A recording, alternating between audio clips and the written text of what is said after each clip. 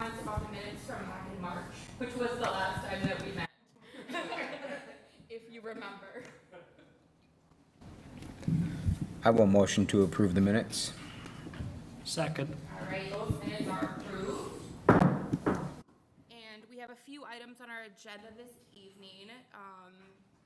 Chris?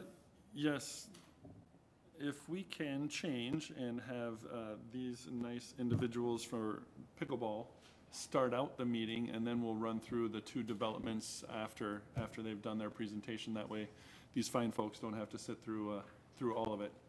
Absolutely. And then just for you guys, the red button, turn it on when you're at the top. Yeah, if we can make that change, and then if you want to welcome our pickleball representatives, that would be great. Welcome to our meeting. It's nice to see people. Come on up, all right, here we go. All right. Okay, well, I'll introduce myself. My name's Steve Black. This is Nancy Burt. We're going to represent the group. We've got a half a dozen other pickleball people that have kind of volunteered to be on our little console. We just met for the first time July 19th, and we just said, we've got a lot of stuff going on in different directions. We don't have any unity in the group, so we decided, Nancy kind of kicked us a little bit in the backside and said, let's get together and just talk about this, what we can do. So we had 8 people volunteer to kind of head it up and be kind of a spokesperson. And we've been putting together a roster of players over the last few years, just so we can contact people if we have to. We've got a Hastings Facebook page now, just Hastings Pickleball, and so we've got 50-some members on the Hastings Pickleball group that we have on Facebook, so something that you can look at if you want to. Just an example, we were just coming up tonight, and there's a group that plays on Tuesday night, and we just drove by. There's 8 people playing that they just get together randomly. They don't necessarily know each other, but they're just out there playing. So that's kind of how pickleball is. So how many people have played pickleball? I guess that's our question. Okay, not bad. That's about half. Yeah, that's pretty good. Four, yeah. And you don't have to play regularly. Just out there. And pickleball started over 50 years ago, so it's been around for a while, but it's really starting to get a lot of participation and play and whatnot. And this last couple of years it's really grown. I think we've got some statistics that it's $4.2 million players, and it grew about 20% in 2019. I think it really grew in 2020. The numbers aren't in yet via the pandemic.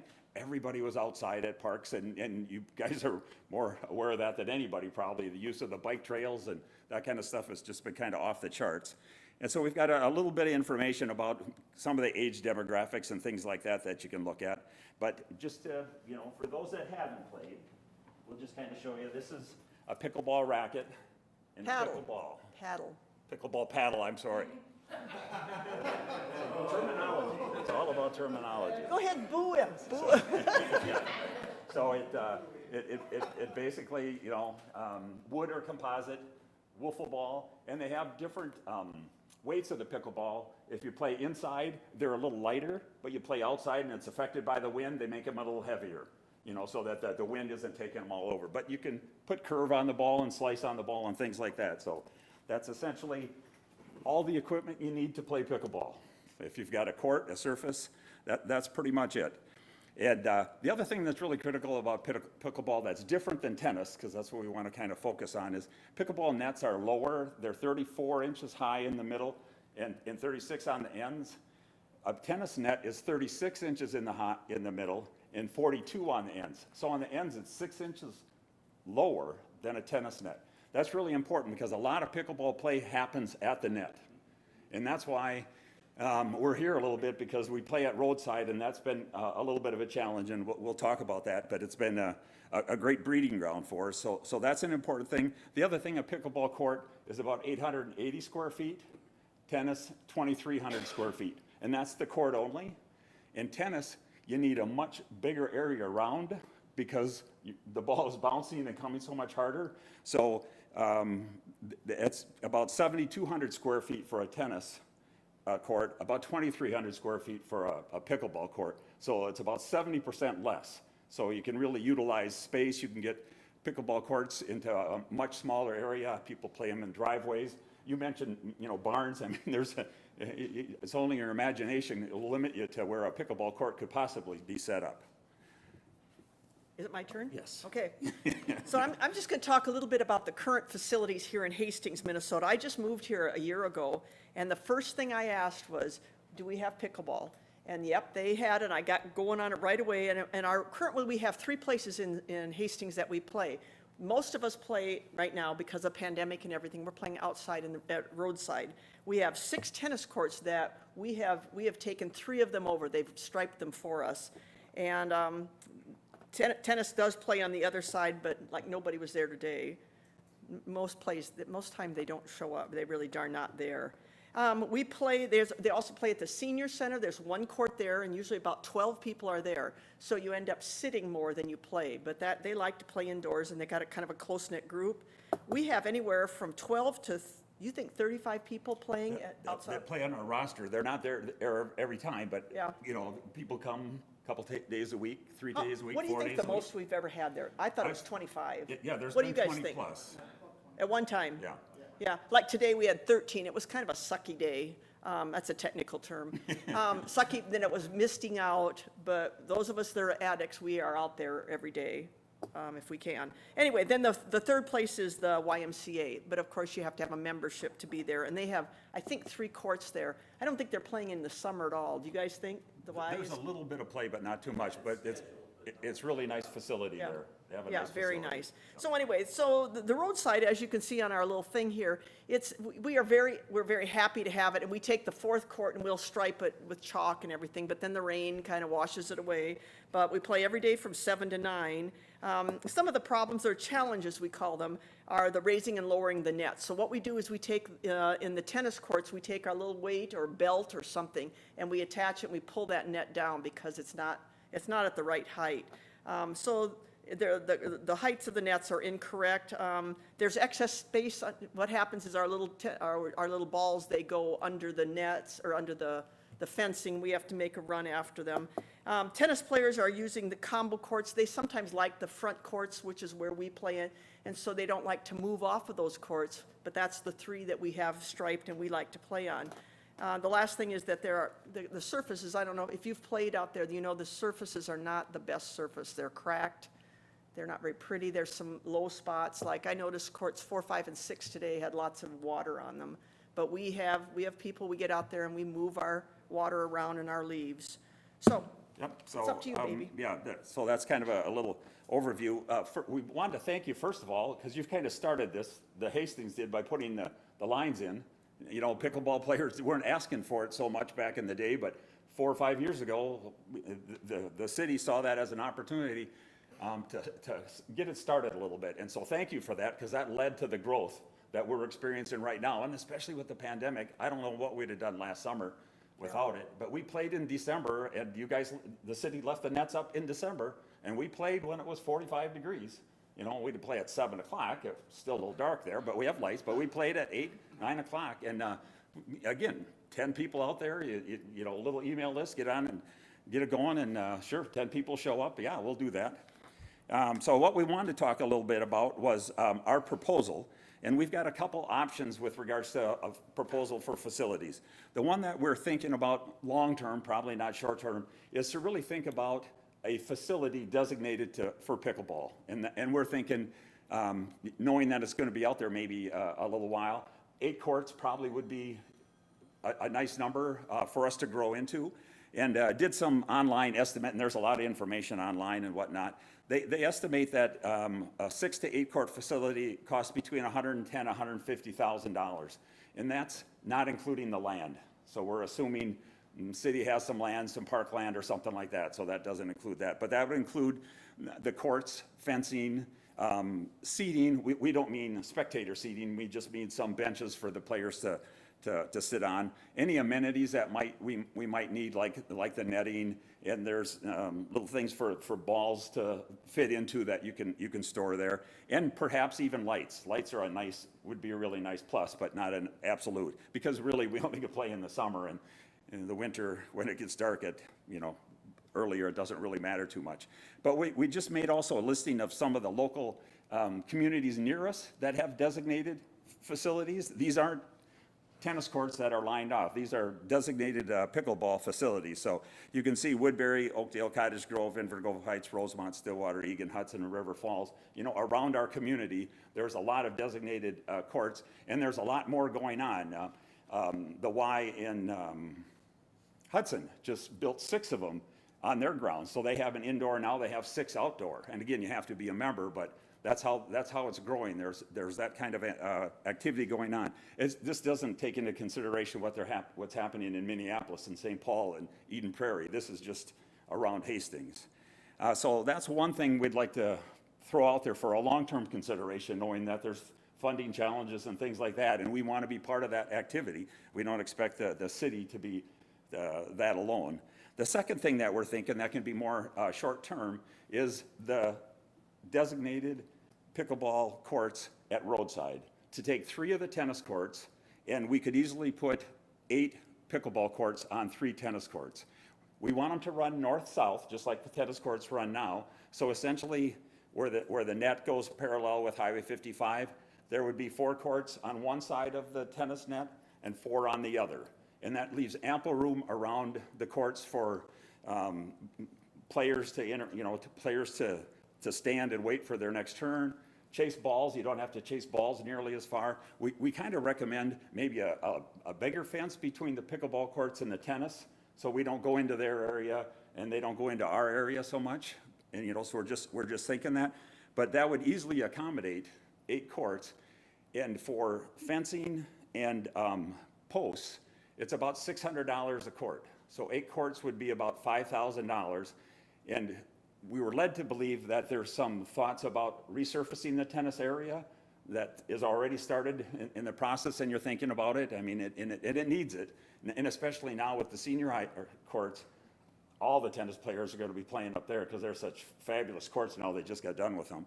And so that's going to move even any tennis players that were down by Roadside. They're going to probably be playing more at the senior high there than they have been in the past. So about $600 per court, $5,000 for 8 courts. So that's what we're kind of thinking. And that doesn't include labor either. So we're, thinking city employee kind of thing. So that's what we're kind of thinking short term, and want to get it out there for consideration. We would be okay because we think we can get in 2 tennis courts. We could get 6 pickleball courts. 8. Well, no, that's Oh, in I see. 3. Oh, yeah, you're right. So we even got a diagram where we said, if they said you can have 2, how many could we get on there? And we can get 6 pretty easily. There's the River Falls, no, the Hudson Anderson Park. They have 4 pickleball courts in 1 tennis court. It's a little crowded, but they're making it work. So that's just, for your consideration, what we think might work based on the facilities that we have. Good job. Okay. Well, so some of the recommendations we have, goal 1 is to develop designated pickleball facilities that allow for current daily play and anticipated future growth. That's kind of what we're looking at. So make sure that we have designated pickleball facilities, find locations perhaps that might work for new designated pickleball, talk about court fencing, windbreaks. And then the second goal is also to kind of really develop a comprehensive pickleball program. So we could have new players that come in so they are welcome. We do some training of them or teaching them. Maybe we could host some clinics for skills advancement. Some of these guys really need that over here. Develop community league play, churches, men's, women's, co-eds, whatever it is, junior programs, hold community-wide tournaments. They are really fun and multi-generational. I've heard parents or grandparents take their grandchildren over there and play with them. So anyway, we're also looking or considering, we're so new at this, but we've talked about possible future generation of funds. Through leagues or tournaments, getting in some funding through that. So. And I think a big part of, we're thinking we'll do a lot of that work. So we're not looking for the city to put together programs and things like that. That's where we call ourselves a club right now because we aren't formally an association or anything like that. But we would do those kinds of things, and we're doing them right now. We coordinated the tournament at the Y this winter. Or not this winter, the winter of 2019 in February. We had a tournament up there, had a great participation. We've given lessons for free at the Y And we've got another session coming up in October at the Y where we're trying to bring people and expose people to the sport. Now, that's one thing to say about the sport. It's all about inviting new people in. It's not no, you're not good enough. It's, come on, play. Yep. We even have, when the kids are off school and they're at the Y and they think basketball is open gym and we have pickleball, we say, come on in and play pickleball. And that's really fun because they're 17, 18-year-old kids that fly around the gym, and then they get someone that's gray hair or something like that playing against them, and the gray hairs push them all over the gym and watch them run. And it's really a lot of fun, but they enjoy it too. It creates good camaraderie. It's laughing. We probably laugh more than anything. We really have a good time. So that's a key part of the pickleball exposure. You can see some of the breakdowns of ages. It is very popular in the upper ages, but I tell you, the growth is in the younger people, people that are working, the millennials, my kids, they're all out there. Just a little bit of some of us here, just looking at this group here. I play 3 to 4 times a week. Al, how many times do you play? Anywhere from 3 to 5. John? 5 to 6, 7. You play every day? You haven't gotten any better, though. How about you? Ron comes from Cannon Falls because they ain't got nothing down there. Carol? Okay. Tom? 3 to 4. Okay. So we are what we call addicts. We are kind of out there. I even broke my wrist here about 7 weeks, not on the pickleball court, but I was out within 10 days. I was out. I had to play again. So we're kind of addicted. So do you have any? Yeah, just on the last page, there's just some information about the pickleball dimensions and things like that. But we have a couple articles that just happened to be in the Minneapolis paper in August. One was about pickleball being added to various venues, breweries, things like that, that are adding pickleball to their venue so that they can bring more people in. And the article talks a little bit about alcohol and pickleball go together, but we're not promoting that or anything like that. But that's what the venues are suggesting. It's a very social game. Lifetime Fitness, they've got 16 of their 23 clubs have pickleball, and it's really growing. One of the things on the second page, just here, pickleball people are scary friendly. It says right here, and that's really true. I mean, I mentioned it because I think it's true in our group, very inviting. But I thought it was really interesting that she mentioned it. It's just very inviting group, and so that happened to be an article. An article also in the paper was really about what you guys are doing already. Is you're trying to think about how to invest in the park systems. Utilization has gone up so much, and that's some of the challenges that are out there is some of the dollars for those kinds of activities.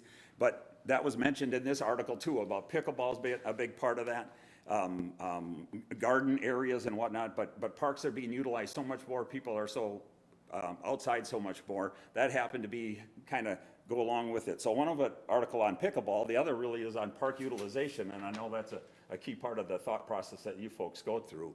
And so just happened to be there. And I think over the years, somebody was thinking out there long term. Our bike trails in Hastings, you know, they're phenomenal, but that didn't happen because somebody came in and presented and it made it happen.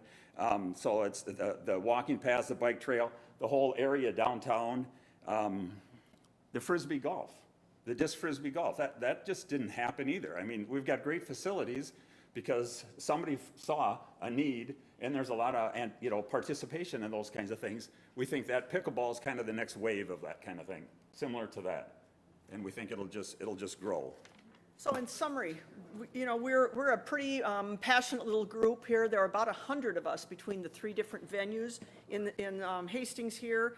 We thank you for hearing us out tonight, and want to know if you guys have any questions that you can ask of them. You guys have any questions of us?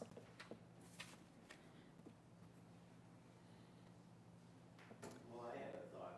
I mean, as we grow, we can develop tournaments, we can bring people in from other communities, spending money in Hastings, and that kind of thing, and, it's just good for Hastings. To some extent, that's currently happening with the players that do show up. We have a handful at least that come from other communities, and while they're here, they buy their gas, they shop at Cub Foods. Absolutely. And they're spending money in our town because of coming here to play pickleball. The other thing we could probably mention is, we've got at least a dozen people that are out at, was it Green Acres, the campground? Greenwood, yeah. That are snowbirds. They just love coming here because they're active pickleball players in the south, in Arizona or Florida or you know, wherever they stay in the winter. But they come and they've just thoroughly enjoyed playing with us. And actually, we had a get-together out at at the campsite.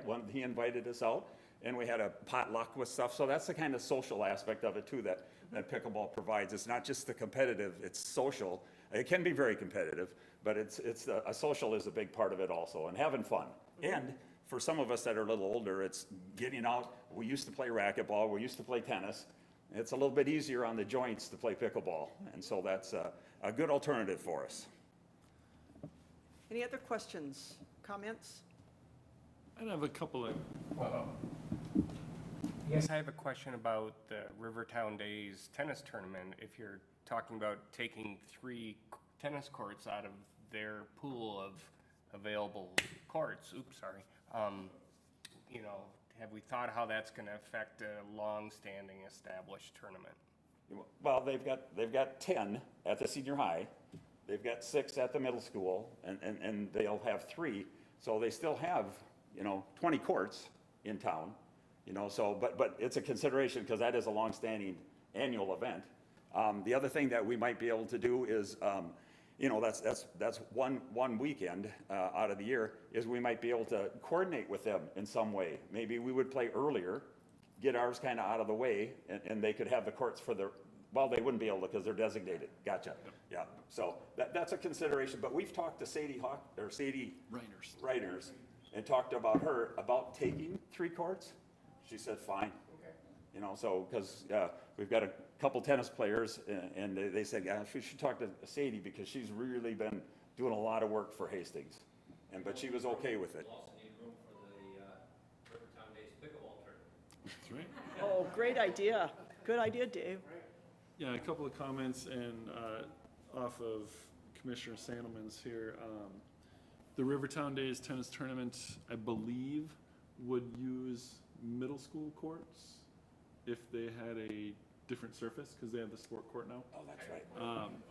Yeah, and the one other attractive piece of the Hastings, the roadside courts, is they're lit. Yeah. Right, so they're the only lit ones in town.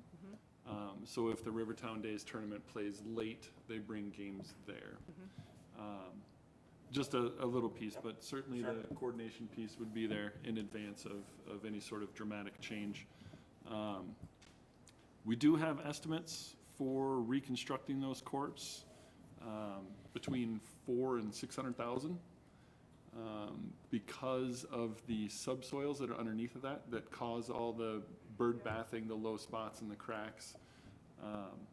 So it's a full excavate down probably 2 to 4 feet, Wow. rebuild everything, and it's site specific to that. It is a good spot because of its location. It's along Highway 55. It's not in a residential area. Right. If you talk to any of the park directors in some of those other communities that have them near residential areas, they've constructed sound barrier walls on demand from neighbors. It's a different sound Yep. than Yeah, tennis definitely. is. Yeah. But I've talked to Pete Piney, who lives kind of up the street in the kitty corner. He goes, I hear you every morning. yeah, absolutely. Those are, you know, just a couple of little pieces. It is one of the items, the tennis court reconstruction is one of the items that's in the Parks and Rec Capital Improvement Plan.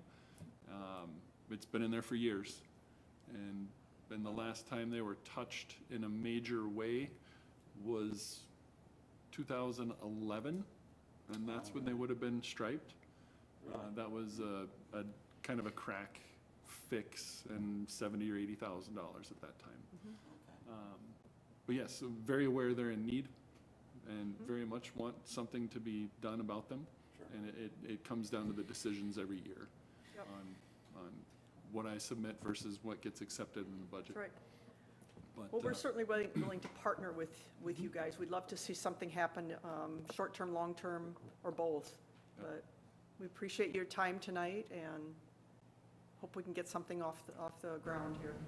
Yeah, that was a big part of it. You maybe didn't know how many people are playing, because you might see 10 people playing, and how many pickleball players are really? I have a master list of 100 with phone numbers and emails and that kind of thing. And to know that they're playing at other facilities too, that's kind of goes under the radar sometimes also.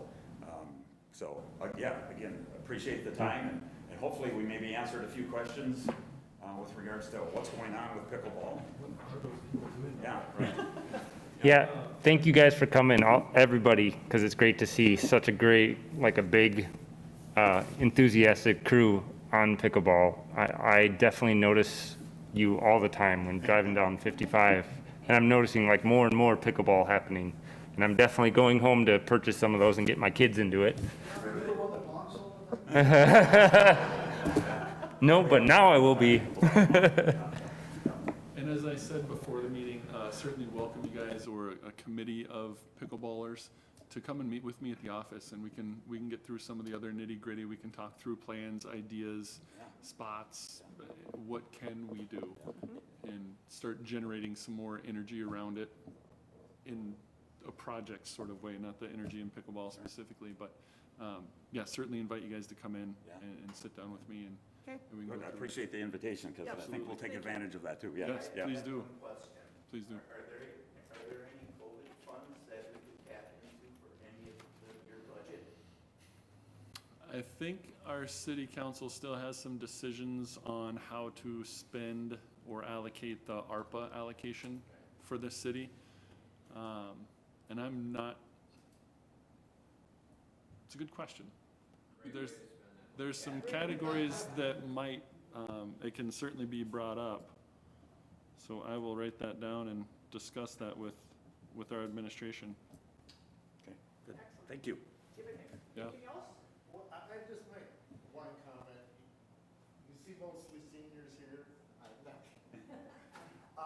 But, you know, we welcome, and I think there will be more younger people playing with us. You know, this pickleball kind of started with seniors, and it's down into the schools and everything now.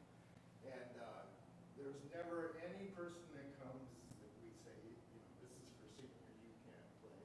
But, you know, like you mentioned, we like to play with younger people. And, you know, we have experience, we can teach. People come by and they're just looking, and we kind of get them a paddle and force them out there. You know, it's a simple game, and we want to spread it. Does everybody know the origin story of pickleball? Pickles. Yes. Yeah. Good, thank you. Thank you. Yeah, really good presentation, thanks. Thanks, Carl. Vote right, Carl. You know where I live.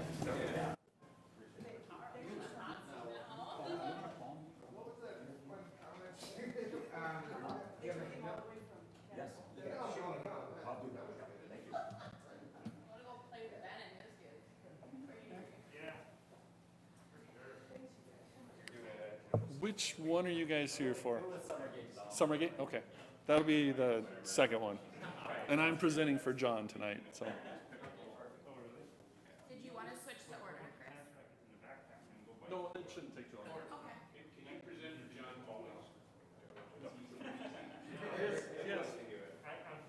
He has a busy schedule. I'm the Parks guy.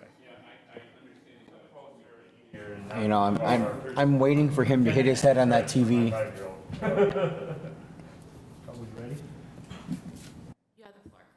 I have the floor. Thank you very much. And for our two newest commissioners, land dedication around new developments is one of the things this commission is charged with making recommendations on to city council. If you're unfamiliar at all, and I'll explain a little bit about Parkland dedication, anytime there is a new development where a property is subdivided and constructed into residential, there's a requirement that a portion of that land is dedicated for parks and public uses, as well as streets and utilities and those sorts of things. And that is how many, if not all, of the parks in Hastings have been acquired, is through Parkland dedication. So we get that land. If well, when we do take land, we get that land and that stays in the city in perpetuity. It's always going to be a park. So not just a neighborhood park, but it can also be a trail corridor. It can also be open space and natural areas, those sorts of things. So all of those parts and pieces of the Parks and Trails system are part of a Parkland dedication. We have two of them here tonight. The first is the Seaward Apartments, just to our east down here. It's a very small area. 0.42 acres, I think, is the entire site. And you guys have all read through the packet, I'm assuming, so you know that there is some nearby parks. There's nothing really unique about the site itself. Trying to jam any sort of usable park space inside of that would probably not work out very well. So here's some images of it. And what we're looking for tonight out of commission is a recommendation. The planning staff and commission, I believe, has made a recommendation for cash in lieu of land. Does anybody have any questions for me on this one? I know I'm not as detailed as John is. But with that, Chair, if you want to open it up for discussion and or motion. I'm wondering, just because, like, you know, if you look downtown, you see stuff going out into the street and on the rooftops. Is there any kind of plans within this building to do anything on the rooftop or out in the parking lot as far as outdoor space? These guys are with the second one. Okay. I can't remember, but that if it were, it would be a private amenity. So it Yeah, would be for okay. building tenants. Okay, It wouldn't be something that's available to the public. yeah, okay, makes sense. And it's just a couple 100 feet away from Depot Park. that Depot Park. Yeah. And it's not like the Depot Park is overrun with kids playing. I mean, yeah, it's used, don't get me wrong on that, but there's, 32 extra spots are not going to make it a big deal. So I would motion that we accept the cash in lieu of land. Is there a second? Second. Okay, any further discussion? Okay, all in favor of our recommendation going to council for accepting the cash in lieu, say yea. Aye. Anyone opposed? All right, our motion passes unanimously, and we can send that our information council. Thank you. And our second one tonight is the Summergate, which is, if you guys are familiar a little bit, just south of Hastings off of 316 to the east of 316, basically south of what I call the Tuttle development in Tuttle Park. You can see here the site location. A little over 71, almost 72 acres total. 157 units planned to go in there, single family. This site does have some unique features, and part of that is to the north of it, of the eastern edge of this property would be the sand coulee, which is a scientific and natural area that's owned by the Department of Natural Resources.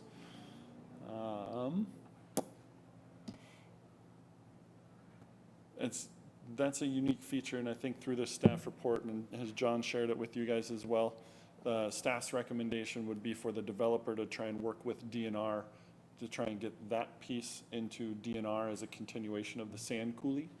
Not really usable as a city park out in that area, limited access, no parking, those sorts of things. But staff's recommendation again for this is cash in lieu. And with these gentlemen here, I'd welcome you guys to provide any sort of information you want to. If you want to ask questions, give any information. Well, I'm Todd Rapp. I might be known to some of you. I represent Summergate. We got your pickleball money if you accept cash in lieu. And the only question that we have, Chris, is the report John prepared for the planning committee for our concept plan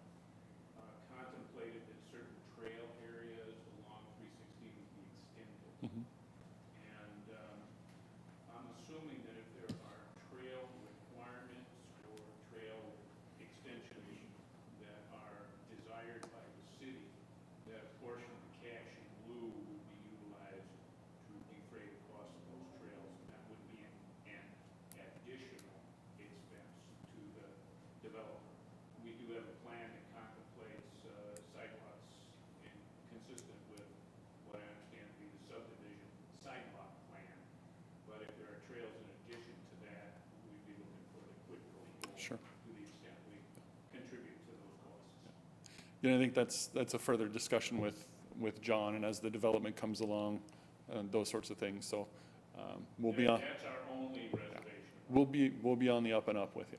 All right. Always have it. Does anybody have any questions for me? I know I kind of breezed through that really quickly. I have one question here. It says that payment is due upon the final plot of sale. What is that timeframe? Are you thinking? I mean, obviously, I know you have no clue, but because that money can, We've gotten through the planning committee with recommendations which were favorable.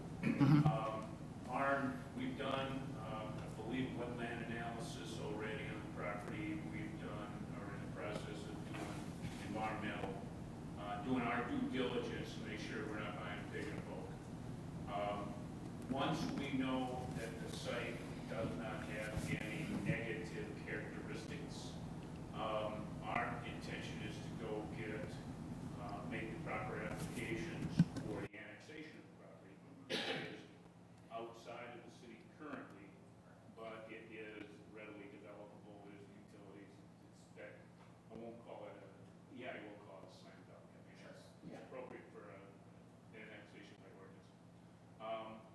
What we anticipate is having a preliminary plat application in front of the city probably early after the first year, and having this thing ready to go with the final plat and construction commencing early in the spring. We want this to be a 2022 project and have lots for sale by midsummer next year. That's our plan. So that's when the cash will be coming sometime in the spring. Madam Chair? My question to you gentlemen is, what kind of talks are you in with Marchand? Have they blessed off on this deal, or where are we at? Well, I don't think we made an application to Marchand Township yet. During our meeting with the planning committee, we were cautioned, and we took the caution to heart, that the city wants the developer to be front and center with any approach to Marchand Township. Because we understand and we respect that the city of Hastings does not wish to get crosswise with its township neighbors. If that responds to your concern. Thank you, you hit it right on the head. And Commission, the one final thing I would add about Parkland Dedication is where the new development occurs, the Hastings is divided into 4 wards. The cash in lieu payment would stay in that ward. I believe this is Ward 4, might be Ward 1. It's Ward 1. It's Ward 1. Okay, so that cash in lieu payment would stay in Ward 1. The existing park that's out there for Tuttle, plenty of opportunity for the new development to utilize it. It's not overly used at all. No, it's a good-sized neighborhood park. It's well within a half a mile of this property, which is our standard for neighborhood parks, easily accessible, not crossing major highways, those sorts of things. Is it accessible from like these backside properties? Through the development, it would be. Through sidewalks and streets and those sorts of things, just like many of our other neighborhood parks are. Yeah, this is probably the biggest one we've ever had to look at when making a call like this, so. But it's right there, and it's, I mean, that park is huge. I know Tuttle Park is huge, so. Similar to the development, I'm gonna fail in the name of it, up in the Wallen area. Heritage Ridge. Yep, and Wallen Park is close enough. They're crossing General Sieben to access that park, but it's not a major highway, it's not a major obstacle. And, This seems like it would be pretty easily accessible to Tuttle. yep, and again, staff's recommendation from community development is cash in lieu. I guess I'm up for that, then I'll just, make the motion that we accept the cash in lieu. Is there a second for that? I'll second that.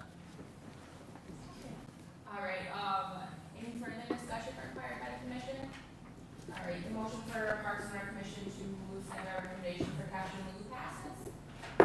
No. Very good, thank you Didn't for do all I of yet. those recommendations to city council. Oh, actually, we all said yes. I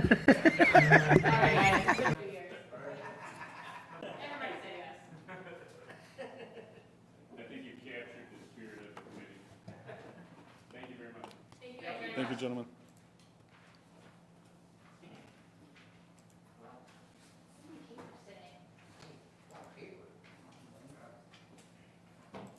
So, Chris, can I bring something up that we proposed for our 2 more cash and lieu? I feel like we've done a lot of that, especially in that ward, over the last several years, at least I've been a part of this. Did you ever decide how to spend that money?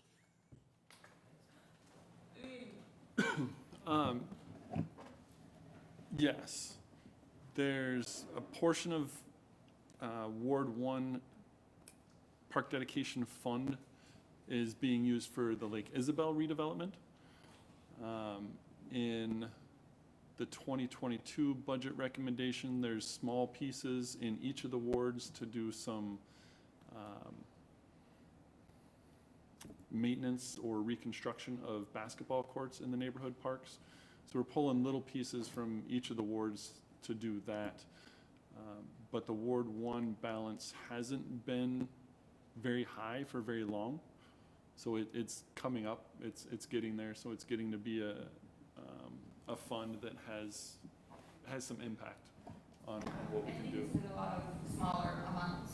Is there a time frame on those funds Say again? to use them? A time frame? Currently in our ordinance, no, but there should be. Okay. So the idea with land dedication and the legality of it is, needs to be spent in that zone, should be spent close to the new development. And outside of that, it can be spent anywhere in that jurisdiction. Okay. So trails are options, neighborhood parks are options, natural and open space work is options. Different amenities inside of individual neighborhood parks in that ward are all options as well. Okay.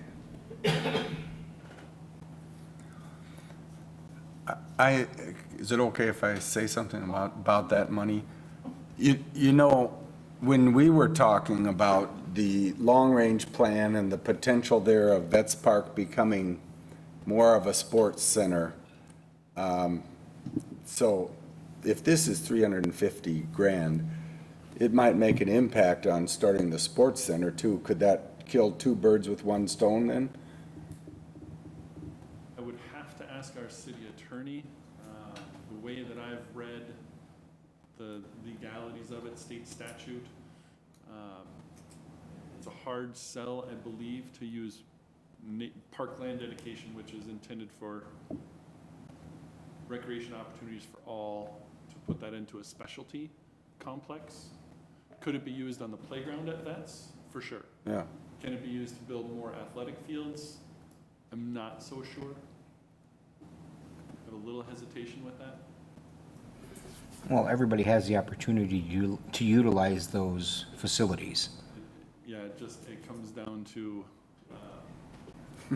what the Minnesota State says. If you grab a baseball and a bat right now, you could go out and hit the ball at Vets if you wanted to. I understand what you're saying, but the optics aren't really.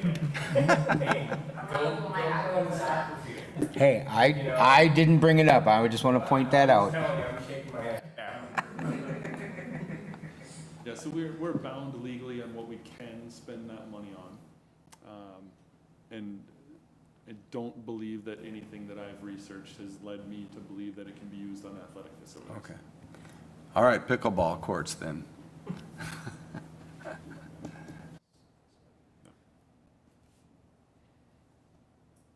be considered an athletic field? Like a standalone pickleball court?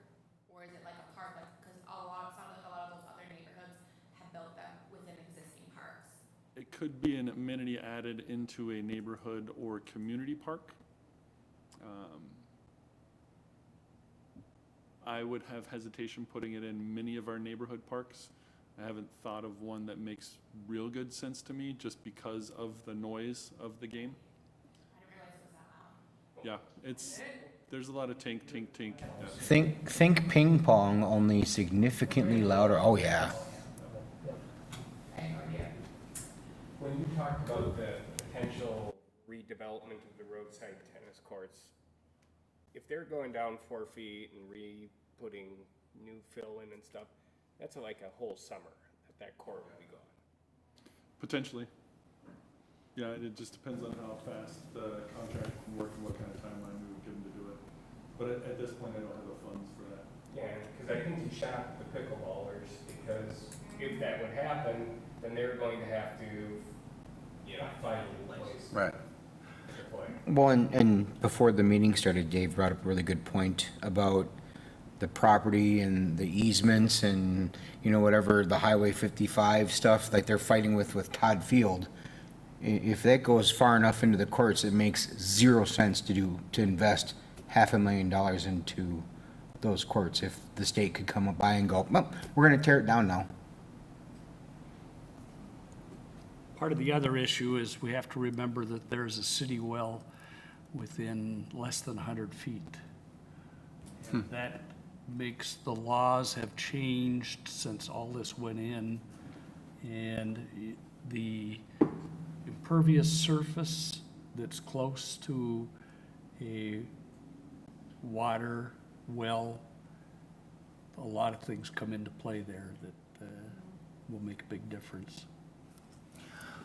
This is kind of out of the box thinking, but they had put a skate park in Vets Park. It's not used anymore. It was kind of in a weird spot. It was isolated. It was dark. I think a lot of bad stuff was happening there. But so to think outside the box, maybe it would be nice to put a skate park where Roadside is, because the amount of money that it's going to take to get that foundation right, I don't think, from when I talked to this council, they don't necessarily have the stomach for spending that much money on the tennis courts.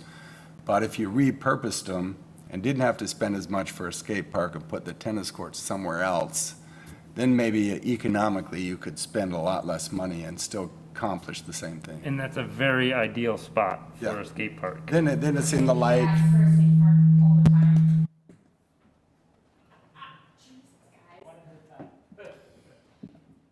Yeah, I think skate park's been tried at a couple of different places in Hastings, and neither of them were ideal. And yeah, it's certainly a conversation that's been had from time to time. And again, a skate park, like we would want to build it maintenance-free, and basically it's all concrete. There's some significant cost with that as well. So that a bunch of the soil work and the soil corrections are going to need to be done anyhow to be able to withstand that.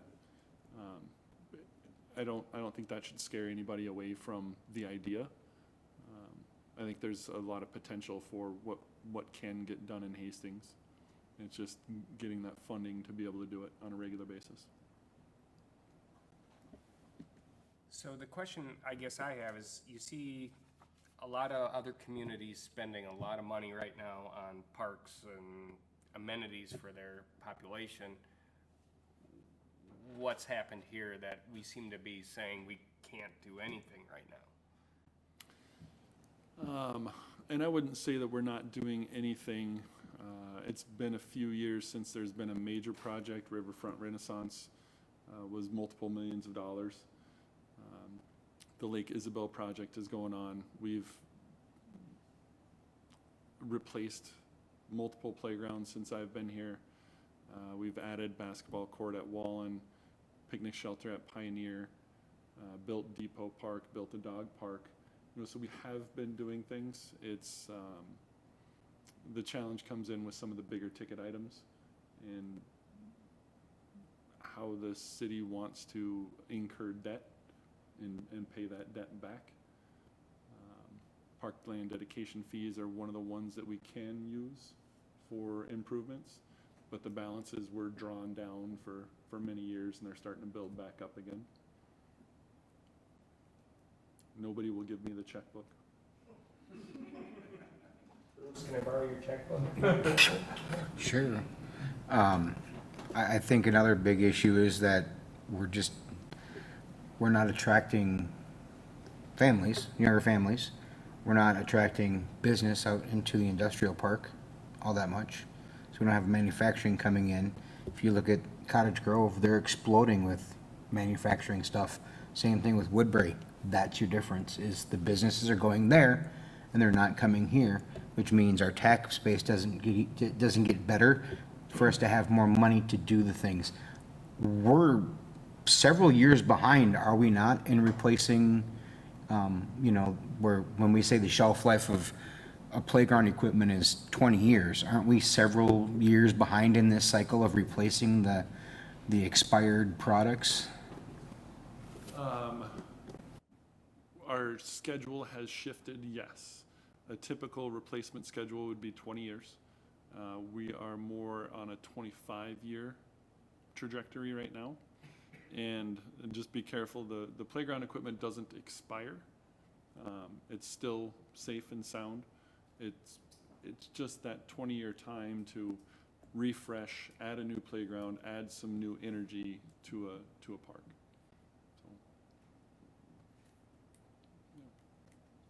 I guess one of the things I would think about is that we are a community with, is it 37 parks, correct? Yes. And a lot of other communities our size don't even come close. We have a lot of parks to take care of in a very small staff. And that, I think that impacts a lot of activity. You know, I understand what the discussion here is about, you know, where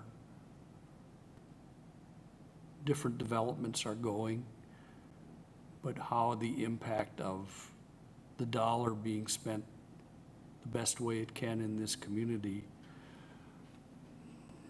goes back to the fact that we have a large number of parks that need care, and I'll leave it go at that.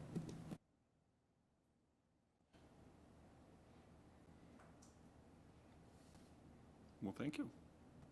I can move on to updates if you guys would like. I know Dave is hungry. I was going through some of the packets that we had previously, and I was curious, and this might be in your update, but long time ago, those folks came in and were talking about that mountain bike trail. Was there any movement on that? Yeah. Oh, yeah. That was a while ago. You know, and it's kind of interesting because you look to our neighbors to the east. Wisconsin State Parks has allowed mountain bike trail. They're going to build 25 miles at Willow River State Park in Hudson. They're putting, which is going on right now, they're going to be up to 6. We talked to the guy last night. 6 miles is opening up soon there. River Falls has 6-7 miles there. They're putting in trail at Kinnickinnick State Park. They have an existing trail and they're putting a spur on that, so that'll be 6 miles. They're gonna build up to 15 there. And then Prescott, there's a grassroots effort on the south side when you come out of town on 35 there, that last development, there's some townhomes there. There's a ravine that goes up. There's a grassroots effort to put a trail in there. What has happened to the trail here? Stalled out, and then people such as myself sit there and, you know, you look at communities that have hired builders to come in, professional building, trail building organizations like Lake Elmo. They put in a fantastic park. You realize it's can't really be done with 3 guys and 2 shovels. Yeah. You know, and Hastings has kind of a geographic problem too. We don't have a big contiguous plot of land that would be really suitable. What we had put together was a little chunk here, ride the asphalt, a little chunk here, scattered around, and I guess we kind of lost steam on it. It just isn't fitting the boxes and the trails that we see that are extremely popular all around. I don't know where we'd put it in Hastings, you know. Is it dead? Not kinda, but it's not, its pulse is pretty weak. So, Yeah, see, I received an email last week from another interested individual wanting an update, and I have yet to get back to him. But yeah, the next step for me is still to get back in touch with private landowner and state, because it involves their property as well. And that's about where it stalled out, is not an affirmative answer from either one of those. you know, there's a great parcel of land just south of that gravel pit in, Nininger, where it's right next to the Vermilion, it's wooded, it's hilly. Yeah, and I was thinking it was something that would have all picked up steam just because, like, I mean, I picked up a lot more biking during COVID, and I was like, it'd be fun to not have to always ride on asphalt. Well, try to buy a bike right now. Well, it was extremely difficult to buy one a year and a half ago, but I got one. You know, it's just, if, it's all about the parcel of land. Sand Coulee would be great, but the DNR is not gonna let us put 10 miles of trail in there. So, part of it is, just the unfortunate geographic layout of We the don't have town. enough space, or the right space. And, it's been interesting because I biked around a lot this summer on the trail, and I never realized that Frisbee golf was as popular as it is. Holy mackerel. It's pretty cool, see, they got their little suitcases and they're doing their thing, because that's kind of like the land that is the only land in Hastings from a mountain biking perspective that's really interesting, is right where the Frisbee golf is. And, those two activities would not play well together. Yeah, I don't think so. It's a nationally renowned course as well. Is it Yep. really? No, They came 6 years ago and played part of the World Pro-Am on this course.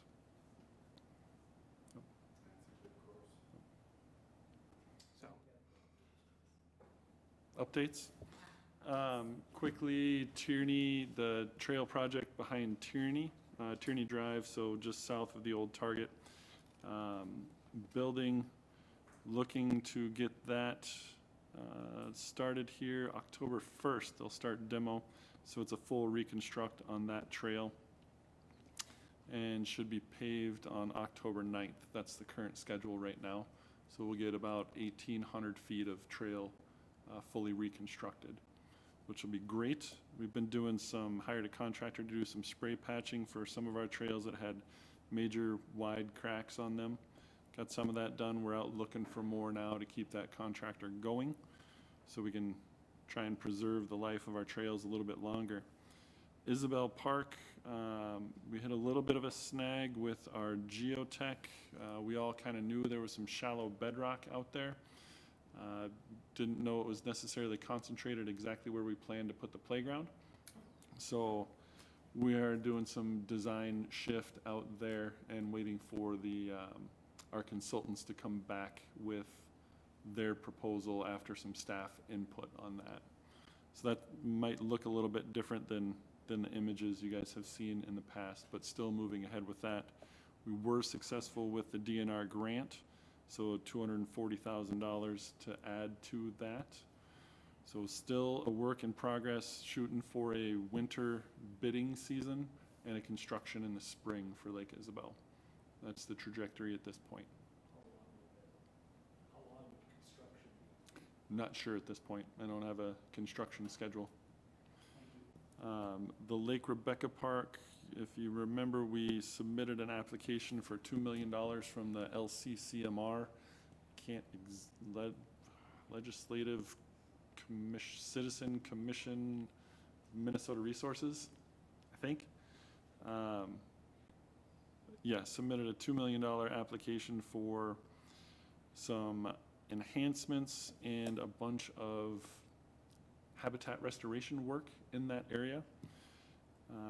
We scored fairly well with that, and we are still in the running. The LCCMR Commission is still going through some of their discussions on exactly how to allocate funding based on their rankings. I sat on a meeting for about 4 hours as they discussed, and they have another meeting come up September 23rd. So if you're interested, you can watch that on Facebook Live through the LCCMR, but the good news is we're still in the running for that. It might not be fully funded, but it might be substantially funded. Recently, the People Movement Plan that Hastings put together was nominated for a Leaders in Government Award. So that is something also on September 23rd. Basically, it's a innovative recognition of that plan and what's in it. So that is coming up as well. And we are currently working with some of the hockey organizations, boosters and teams and association, on some ideas about sprucing up and or doing capital projects at the arena with their work. They want to do some volunteer work and see if we can enhance that. So we're kind of beginning that conversation, and they're starting to put together a group to have those conversations. Along the same lines, working with the Hastings Hawks, Bruce specifically, about how to do some enhancements at that field. The baseball field out at Vets right now, kind of the key target at this point is a redesigned backstop that would not be a metal chain link fence, but rather a netting and poles, a better viewing opportunity for spectators and such out there. So we had planned to replace the fabric on that backstop, and then the organization leadership reached out and had another idea, so we're pursuing that idea. Well, the Hawks are really pursuing that idea, doing some of the legwork there. We have some funding that we can provide for it if it works out well. And then other than that, I can let Paige talk briefly, if she would like to, just all of the fantastic programming that's been going on all season long. Some challenges here and there with weather and or performers, etc. But I think if anyone's been down there during any of the events, it is still well attended and well appreciated as well. Yeah, good evening, Commissioners. Just a brief recap. We're still within our season for Levy Park programs. Through September 28th is our last performance in the park. It's actually Circus Arts, so come on down September 28th, 6 p.m. to 7 p.m. We'll have 3 performers down there for Circus Arts. We had a variety of programs this year, similar to previous years, with performances, music, movies, story times, story walks, and Bike with a Ranger events. We also have our Bike with a Ranger this coming up Saturday, September 18th, from 9 to 10:30, so that really highlights our 10-mile loop trail system here in Hastings. And the registration we receive on that is typically all outside of Hastings, so it's fun to see people come into Hastings and experience our trails. Upcoming, we have a variety of events. The City Cleanup Day for residents, September 20th through October 1st. We have our Shred event, October 2nd. We have our Pause in the Park event, October 7th. We are still working on details in the format layout for our community Halloween party. If anyone's attended before, it's about a 1,200 person event.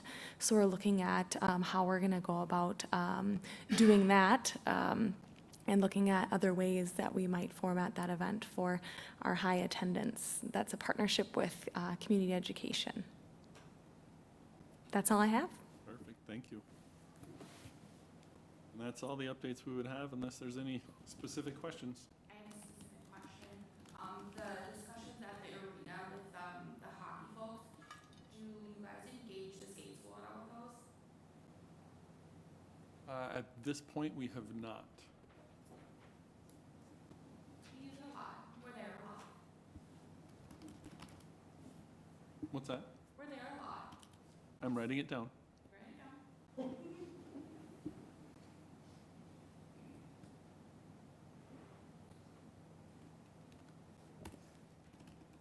else have any final thoughts? Just that it's nice to see everybody's faces again. Nice to see you guys. I have continued to kind of like not share this thought, but as a final thought, so that I know that I leave and didn't not share it. So anyway, my daughter moved to a community south of Denver, and the parks that they have there they have some playgrounds, they have some tennis courts, and they have some pickleball courts. So it's like, this is just like was a normal development, and it has all those things that, you know, so I just think in a sense, it has become a trend. It has become something that people are expecting in communities and so on. So I don't think your community can do everything. I mean, we're doing a good job on bike paths, but we're not doing good on, you know, mountain bikes maybe, but they can get those pretty close. But at some point, I think, you know, like if the tennis courts are being used, for instance, for Rivertown Days, and they're not usable, I mean, they're not up to standards. They have a lot of dead spots, and eventually the people are just going to say, we're not holding that there because your facilities aren't adequate to hold a tournament, et cetera, et cetera. So there is a sense I feel that we have to keep up. And so things like, you know, the tennis courts and stuff, while we have them, and it also seems like, wow, who has the money? The school redid all their courts. They were pretty good before, and they're fabulous now. So, you know, like, so I am of the mindset that we should still keep up with a lot of those things. We've got, you know, the hockey arena is great, but maybe we can build that up. The aquatic center is great, but, so we have a lot of really good resources, but we also got to think about the future and trends and keep up with those. That's my thought. So wanted to share that before I left. Thanks.